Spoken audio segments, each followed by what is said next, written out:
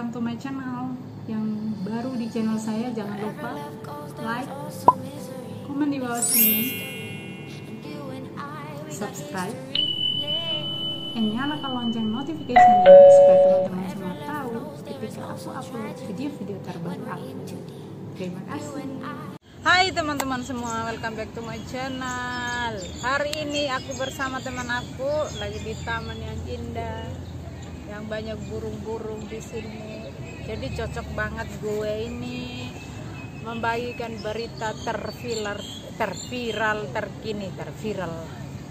Oke, gak usah berbasa-basi, kita langsung aja to the point. Poinnya hari ini adalah tentang seorang ustadz yang mulutnya ember-ember. Itu namanya Yaya Waloni. Kalian pada tahu kan kalau Yaya Waloni itu, Ustadz Yaya Waloni itu kalau ngomong itu mulutnya itu tuh ngomongin agama orang aja, kritik orang lain aja, padahal dirinya sendiri aja nggak tahu benar atau tidak. Nah, Yaya Waloni ini dulu dia beragama Kristen guys, akhirnya dia masuk Islam. Jadi saya sebagai seorang Kristen nggak mempermasalahkan dia itu mau masuk Kristen atau masuk Islam, nggak masalah karena semua agama itu baik. Cuma dia ini setelah dia masuk Islam jadi ustadz, dia setiap dia ceramah guys, dia selalu ceramah menjelekkan agamanya dia yang dulu, jelek-jelekin. Setiap dia ceramah di mana-mana pasti dia ngomongin agama orang lain, agama Kristen. Nah, kalau menurut saya orang seperti ini nggak pantas jadi ustadz. Nih, kenapa aku gaya seperti ini?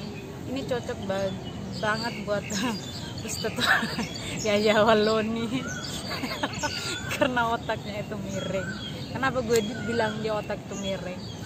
Aduh, masa seorang ustadz itu harus ceramah, setiap ceramahnya mulutnya ember sono, ember sana, ember sono. Nah, aku tuh lihat dia kalau ceramah jengkel, benar, serius guys. Bukan dia ceramah tentang agama Islam, malah ceramah orang lain punya agama, orang lain punya kejelekan. Nah, selain itu juga dia juga ceramah tentang apa ya, menghina presiden, menghina pemimpin negara. Nah, ini ustadz seperti ini, ustadz yang gak laku. Jadi kalau cari uang itu ustadz, cari yang benar, jangan khotbah ke sana kemari, itu mulutnya itu dijaga, jadi nama baik itu dijaga. Nah, nomor ketiga, dia bilangnya waktu itu kan semua orang kan mau divaksin, mau disuntik. Jadi yang menolak vaksin ini salah satunya adalah Ustadz Yaya Waloni. Dia bilang gini ya, saya tidak mau vaksin sekalipun saya didor, atau maksudnya sekalipun saya ditembak mati, sekalipun saya nggak mau divaksin. Itu kata dia ya. Ini salah satu seorang ustadz yang menolak vaksin waktu itu pas disuruh Presiden Joko Widodo untuk divaksin ya guys ya. Nah, habis itu nggak lama kemudian guys, karena dia tantang COVID-19, akhirnya COVID-19-nya menang, dia kena COVID, ditembak pun enggak pakai masker katanya, akhirnya dia kena COVID-19. Sekarang saat dia itu masih dirawat di rumah sakit, katanya ini berita yang keluar, dia itu lagi keadaannya itu memprihatinkan. Dan yang berita yang paling viral lagi, dia minta rakyat Indonesia untuk mendoakan dia. Nah, yang aku ketawain ya, dia kan katanya nggak mau divaksin, nggak mau pakai masker, sekalipun aku tuh ditembak pun saya nggak akan pakai katanya. Sekarang kok kena COVID itu meminta didoain, enak aja. Ngapain lu didoain, kan maunya sendiri, kamu mau jaga kesehatan sendiri, sekarang maunya didoain. Kan doamu ampuk loh, doain diri sendiri loh. Ya Waloni. Aku tuh bukan secara pribadi bukan jengkel dia sih, bukan benci. Aku tuh nggak benci orangnya, tapi yang aku nggak suka, yang aku benci itu mulutnya itu loh. Perbuatannya dia itu aku nggak suka. Mulutnya dia itu suka aja mencela orang lain, suka aja menghina orang lain. Itu yang aku nggak suka. Tapi kalau benci orangnya enggak, tapi perbuatannya itu aku nggak suka. Terus terang aja guys, ya.